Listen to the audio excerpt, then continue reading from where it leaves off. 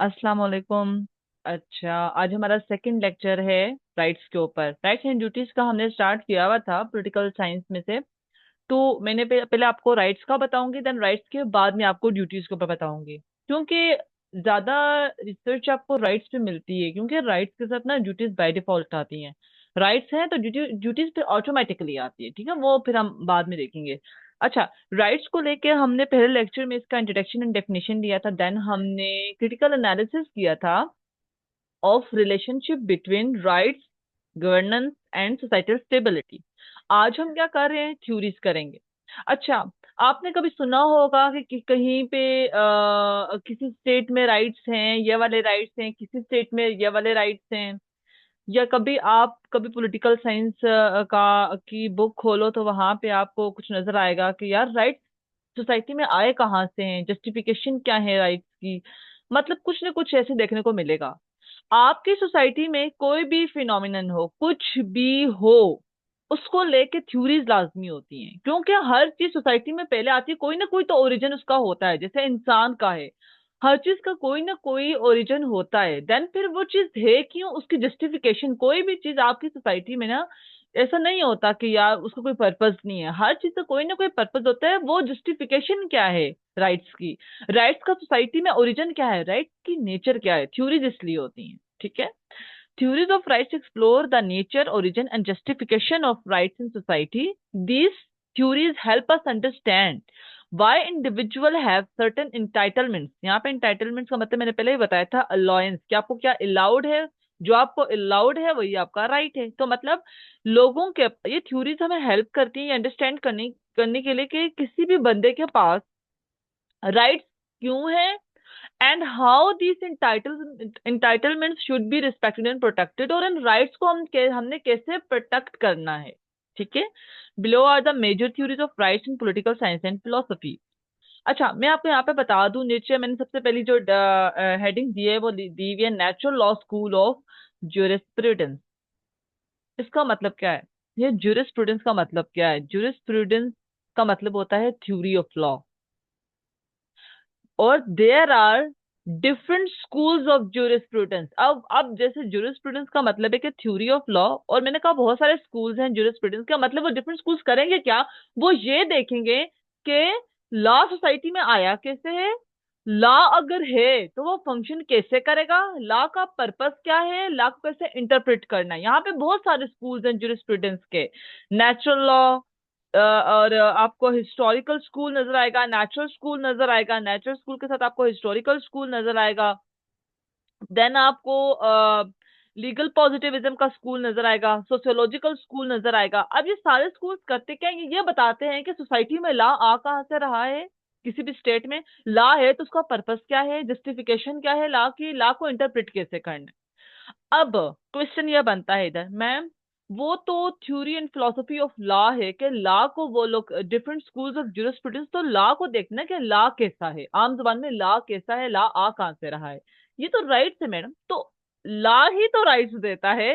हम लॉ के अंदर ही तो राइट्स आते हैं ना। अब लॉलेस सोसाइटी में तो राइट्स होंगे ही नहीं, जहां पे आप देखो कि लोग दूसरों को मार धाड़ रहे हो, कोई एक ऑर्डर ना हो सोसाइटी में, गाड़ियां इधर उधर मार रहे हैं लोग, कहीं पे आपको इशारे नजर नहीं आ रहे, सिग्नल्स नजर नहीं आ रही, पुलिस नजर नहीं आ रही, आप क्या कहते हैं, सच अ लॉलेस सोसाइटी। इसे कहते हो ना कि लॉलेस सोसाइटी है, तो लॉ से ही राइट्स आता है। इसीलिए हम जो डिफरेंट स्कूल्स हैं ज्यूरिस्प्रूडेंस के, हम वो देखेंगे तो वो ऑटोमेटिकली हमें राइट्स का बताएगा कि राइट्स कहाँ से आ रहा है। अब सबसे पहला है natural law school of jurisprudence, या नेचुरल स्कूल ऑफ ज्यूरिस्प्रूडेंस। अब जो नेचुरल स्कूल है वो क्या बात करता है, ये ना सोक्रेट्स, अरिस्टोटल, प्लेटो, ये सारे नेचुरल लॉ स्कूल को मानने वाले हैं। आपको पता है इसके जो फादर थे नेचुरल लॉ स्कूल के, वो कौन थे, अरिस्टोटल। अरिस्टोटल को हम मानते हैं कि वो नेचुरल लॉ स्कूल के फादर है, ठीक है। अब से नेचुरल लॉ देखो, नेचर वर्ड नेचर से आपको क्या समझ आता है, ये लोग ये बोलेंगे कि ये नेचुरल, जो चीज नेचुरल होती है वो हम क्या कहते हैं, ये चीज नेचुरल है, मतलब ये किसी ने बनाई हुई नहीं है। तो इसका मतलब क्या है, नेचुरल लॉ स्कूल ये बोलेगा लॉ नेचुरल है, ये कोई बनाता नहीं है, मतलब कि गवर्नमेंट नहीं बनाती। नेचुरल लॉ स्कूल ये बोलेगा। नेचुरल लॉ स्कूल ये कहता है कि यार हम अपनी रीजन से समझते हैं कि हमारे राइट्स क्या हैं, हम अपनी रीजन का यूज करके समझते हैं। हमारे अंदर से हमें आवाज आती है, ये इनहेरेंट होते हैं, हमारे अंदर से हमें आवाज आती है कि हमारे राइट्स क्या है, ना कि गवर्नमेंट बना कर देती है। मतलब ये लोग कहते हैं कि लॉ जो होता है वो नेचुरल होता है, मतलब कि राइट्स क्या होते हैं, नेचुरल होते हैं, जो हमें कोई हायर पावर देती है। मतलब कि ये हमें अपने लैंग्वेज में बात करें तो गॉड हमें देता है, और ये बाय बर्थ ही हमें मिल जाती है, इनहेरेंट होते हैं, ये इंसान के अंदर होते हैं, ना कि बाहर से कोई इसको आर्टिफिशियल नहीं होते, बाहर से लोग नहीं बना रहे। ठीक है। तो नेचुरल लॉ स्कूल क्या बोलेगा कि the natural law school asserts that rights originate from a higher moral order, मतलब God, based on nature, reason और डिवाइन विल। ये लोग बोलते हैं कि जो राइट्स हैं वो कहाँ से ओरिजिनेट होते हैं, गॉड से ओरिजिनेट होते हैं। किस पे बेस्ड होते हैं, नेचर पे, ये नेचुरल होते हैं, ये रीजन पे। हम अपने अपने जहन से, हम अपनी सोच से समझते हैं कि हमारे राइट्स क्या है, ना हमें कोई बताता है कि हमारे राइट्स क्या है। ये नेचुरल लॉ स्कूल यही कहता है ना, हम अपनी रीजन को यूज करके समझते हैं। देखो कोई किसी को मार रहा है, तो अब हो सकता है कि मैंने कभी कॉन्स्टिट्यूशन ना पढ़ा हो, मैं अनपढ़ हूँ, मैं इलिटरेट हूँ, मैं अनपढ़ हूँ, मुझे पता ही नहीं कॉन्स्टिट्यूशन का सी क्या है एबीसी क्या है कॉन्स्टिट्यूशन की। लेकिन मुझे एक चीज पता है, किसी को मारना गलत है। अगर आप किसी को मार रहे हो, आप उसका राइट तोड़ रहे हो, उसका हक मार रहे हो। हम कहते हैं ना, तुमने उसका हक मार दिया, मतलब उसका राइट मार दिया। अब मैंने यहाँ पे कैसे समझा किसी को मारना गलत है, उसका राइट तोड़ा है आपने, अपनी रीजन से, अपनी सोच से। तो ये नेचुरल स्कूल ये बोलता है, ये तो हमारे अंदर इनहेरेंट होता है, ये हम अपनी सोच समझते हैं कि हमारे राइट्स क्या है, ना कि हमें कोई बंदा देता है, ना कोई गवर्नमेंट। तो नेचुरल स्कूल क्या बोलेगा, राइट्स नेचुरल होते हैं, गवर्नमेंट या लॉ या राइट्स नेचुरल होते हैं, गवर्नमेंट सिर्फ उसको प्रोटेक्ट करने के लिए बनाई हुई है। गवर्नमेंट आके सिर्फ प्रोटेक्ट करेगी कि नेचुरल जो हमारे राइट्स हैं, जो हमारे नेचुरल राइट्स हैं, वो कोई तोड़े ना। ठीक है। These inherent rights belong to all humans simply by virtue of being human, existing independently of any government or legal system. Natural law school का कहता है कि नेचुरल राइट्स इनहेरेंट होते हैं, ये हर बंदे के पास होते हैं। और बंदे के पास क्यों होता है, इस वजह से कि वो बंदा है। कोई भी बंदा, चाहे वो जिस कंट्री में रह रहा, उसकी कोई भी नेशनैलिटी हो, वो किसी भी गवर्नमेंट के अंडर रह रहा हो, हमारी कोई भी गवर्नमेंट हो, हमारी कोई भी कंट्री, कोई फर्क नहीं पड़ता, हमारे पास नेचुरल राइट्स क्यों होते हैं, सिंपली इस वजह से कि हम इंसान हैं। और ये यही बोलता है नेचुरल लॉ स्कूल के हमारे राइट्स नेचुरल होते हैं, जो हर इंसान के पास राइट्स हैं, और वो नेचुरल होते हैं। वो इसलिए नहीं होते कि आप पाकिस्तानी हो, आप अमेरिकन हो, आप इंडियन हो, वो इसलिए है कि आप इंसान हो, आप एक एंटिटी हो, आप एक इंडिविजुअल हो, आप एक इंसान हो, आपके अंदर सांस है। और उस सांस के साथ ये ऐसा ही है कि कोई आपके अंदर से रूह खींच के निकाल दे। तो जिस आपके अंदर रूह है, इसी तरह आपकी रूह के साथ ही अटैच करके आपके अंदर राइट्स डाले हैं अल्लाह ने। मतलब कि आपके पास राइट्स नेचुरल है, आपके अंदर है। और जो आपके अंदर चीज है, वो आप अपने दिमाग से महसूस करके, अपने दिमाग से सोच के बता देते हो ये राइट्स मेरे पास है। ठीक है, आपको, आई होप आप लोगों को यहाँ पे समझ आ रही है। प्लीज एक मिनट वेट करिए। ठीक है। तो नेचुरल राइट्स क्या होते हैं, नेचुरल लॉ स्कूल क्या बोलता है कि जो लॉ होता है, और इनडायरेक्टली राइट्स थी, ठीक है, जो लॉ होते हैं या राइट्स होते हैं, वो सोसाइटी में कहाँ से आते हैं, वो कोई हायर पावर हमें दे रही होती है, और वो हम अपने रीजन से, अपने दिमाग से समझ जाते हैं कि हमारे पास राइट्स हैं। ठीक है। ना कि कोई बंदा हमें देता है। हम किसी भी गवर्नमेंट में रह रहे हैं, हम किसी भी कंट्री में रह रहे हैं, इस बात का कोई लेना देना नहीं है इस बात से कि हमारे पास कौन से राइट्स हैं। ठीक है। हम सिर्फ इंसान हैं, इसी वजह से हमारे पास right. Unlike rights granted by authorities, natural rights are intrinsic and universal, applying to all individuals regardless of nationality और कल्चर। वही बात मैंने की है कि वो राइट्स जो हमें अथॉरिटीज देती हैं, ये उनकी तरह नहीं होते हैं, ये राइट्स नेचुरल होते हैं। ठीक है। ये यूनिवर्सल होते हैं, नेचुरल होते हैं तो ऑब्वियसली यूनिवर्सल होते हैं, ऑब्जेक्टिव होते हैं। मैंने यहाँ पे बोल दिया ना ऊपर कि नेचुरल राइट्स कौन से होते हैं, जो हर बंदे के पास इसलिए होते हैं कि वो एक इंसान है, ना कि इसलिए कि वो अमेरिकन है, इंडियन है या पाकिस्तानी है। ठीक है। तो कुछ ऐसे राइट्स होते हैं जो हम कहते हैं कि यार ये राइट्स हमें अथॉरिटीज दे रही है, लेकिन कुछ हम अपने नेचुरल राइट्स, हम कहते हैं यार ये हमारे नेचुरल राइट्स हैं। जो नेचुरल राइट्स हैं वो उन राइट्स की तरह नहीं होते जो हमें अथॉरिटीज देती हैं। नेचुरल राइट्स हर इंडिविजुअल के पास होते हैं, रिगार्डलेस ऑफ नेशनैलिटी और कल्चर मतलब कि यूनिवर्सल होते हैं। यूनिवर्सल चीज वो होती है जो पूरे यूनिवर्स पे आप अप्लाई कर सको, आप पूरी दुनिया पे अप्लाई कर सको, तो यूनिवर्सल है। जब मैंने कह दिया कि ये राइट्स यूनिवर्सल है, इसका मतलब है कि ये नेचुरल है और सब इनको मान रहे हैं, ठीक है। They can not be surrendered और लेजिटिमेटली रिवॉक्ड। ना तो आप इनको खींच नहीं सकते लेजिटिमेटली, मतलब आप लीगल ग्राउंड्स के ऊपर भी इनको खींच नहीं सकते। आप कुछ भी करो, आप किसी के नेचुरल राइट्स उससे खींच नहीं सकते। जैसे ही आप किसी की रूह जबरदस्ती नहीं निकाल सकते जब तक उसका टाइम पूरा ना हो जाए दुनिया में, ठीक है। तो नेचुरल राइट्स जो होते हैं वो अनएलिनेबल होते हैं, वो खींचे नहीं जा सकते। अनएलिनेबल चीज कौन सी होती है? जो आप किसी से खींच ना सको। तो जैसे आप किसी की रूह जबरदस्ती उससे नहीं खींच सकते, इससे आप उसके नेचुरल राइट्स भी नहीं खींच सकते। उसकी रूह के साथ अटैच उसके नेचुरल राइट्स होते हैं, जो उसके जिस्म के अंदर होते हैं, इनहेरेंट होते हैं, उसके पास होते हैं, और वो अपने रीजन से समझता है कि ये मेरे राइट्स हैं। जैसे हम कहते हैं किसी को मारना गलत है, तो किसी को मारना गलत है मतलब मुझे भी मारना गलत है। और ये सब पे अप्लाई होते हैं, हर इंसान पे, सिर्फ इसलिए कि हर कोई इंसान है, ठीक है। नेचुरल लॉ स्कूल को बहुत सारे फिलोसफर्स आपको नजर आएंगे। जैसे मैंने आपको बोला है कि सोक्रेट्स, अरिस्टोटल, प्लेटो, ये सारे हैं। मैंने यहाँ पे दो की बात की, जॉन लॉक, क्योंकि जॉन लॉक को बहुत सारे ऑब्वियसली सारे ही बच्चे आप लोग जानते हो। जॉन लॉक ने ये कहा था, नेचुरल राइट्स की बात की थी। इन्होंने बोला था कुछ हमारे ऐसे राइट्स हैं जो हमारे पास बाय डिफॉल्ट हैं, इस वजह से हैं कि हम इंसान हैं, और वो प्रोटेक्ट करना गवर्नमेंट का काम है। अगर गवर्नमेंट ने उन राइट्स को प्रोटेक्ट ना किया तो गवर्नमेंट को गिरा दिया जाएगा, क्योंकि क्योंकि गवर्नमेंट तो सिर्फ एक एजेंट की तरह काम करेगा। वो लाया ही इसलिए कि वो नेचुरल राइट्स को हमारे प्रोटेक्ट करे, ठीक है। John Locke is one of the most influential advocates of natural rights. He argued that individuals are born with the rights to life, liberty and property. Lock के मुताबिक हम बाय बर्थ, देखो मैंने वही बात बोली ना, हमें बाय बर्थ नेचुरल राइट्स मिल जाते हैं। तो लॉक ने यह बोला था कि जो इंडिविजुअल जो लोग हैं, हर बंदा पैदा हुआ है राइट्स के साथ, और वो राइट्स, उसमें से तीन राइट्स की बात की थी, right to life, right to liberty and right to property. यहाँ पे जॉन लॉक ने बड़े सिस्टमेटिकली इन तीनों के अंदर सब कुछ इन्वॉल्व कर दिया। देखो, राइट टू लाइफ, आपको जिंदा रहने का हक है। देन राइट टू लिबर्टी, आप कुछ भी करो आपको आजादी है। देन राइट टू प्रॉपर्टी, देखो हम हर सेकंड, प्रॉपर्टी में क्या होता है, प्रॉपर्टी में क्या मतलब सिर्फ गाड़ी और जमीन आती है? नहीं, सब कुछ जो आपका है वो आपकी प्रॉपर्टी है। आपके अराउंड जो चीजें आपको नजर आ रही हैं, आपका पैसा, आपकी गाड़ी, आपकी सक्सेस, आपका सब कुछ आपकी प्रॉपर्टी है, ठीक है। तो इन्होंने यहाँ पे देखो जिंदगी को पूरा यहाँ पे इन्होंने कैद किया है। सबसे पहले आपका जिंदा रहने का हक है, देन आपके पास आजादी है, उस आजादी से आप दुनिया की सब चीज अपनी प्रॉपर्टी बना सकते हो। और हम हर हर एक दो सांस के बाद हमारा यही होता है ना कि मैंने एजुकेशन हासिल करनी है अच्छी, ताकि मैं डॉक्टर बन जाऊं, मैंने ये करना है, मैंने इतना पैसे कमाने हैं, मैंने इतनी सक्सेस लेनी है, मैंने ये करना है, मैंने वो करना है, मैंने अपने एसेट्स बनाने हैं। तो हम लोग कहीं ना कहीं अपनी प्रॉपर्टी ही बनाने का सोच रहे होते हैं। और वो प्रॉपर्टी बनाने के लिए हमारे पास आजादी और हमारे पास जिंदगी है, जिंदा रहने का राइट है, आजादी है, और प्रॉपर्टी, हम उस आजादी को यूज करके अपनी प्रॉपर्टी बना सकते हैं, क्योंकि हमारे पास राइट टू प्रॉपर्टी भी है कि हम अपनी आजादी को यूज करके बना सकते हैं। तो मतलब सिस्टमेटिकली से सब कुछ यहाँ पे बीच में इन्वॉल्व कर, लिबर्टी में तो सब कुछ आ जाता है ना, फ्री स्पीच, फ्रीडम, प्लांट, सब कुछ लिबर्टी, लिबर्टी होती आजादी है। तो जॉन लोक ने बोला ये तीन राइट्स आप दे दें, तो ये नेचुरल राइट्स हैं, ये बाय बर्थ इंसान को मिले हैं, आप देने वाले कौन है? मतलब कहने का मतलब है गवर्नमेंट ये देती नहीं है। जॉन लोक ने बोला था गवर्नमेंट होती है इसीलिए कि वो इन तीनों को प्रोटेक्ट करे।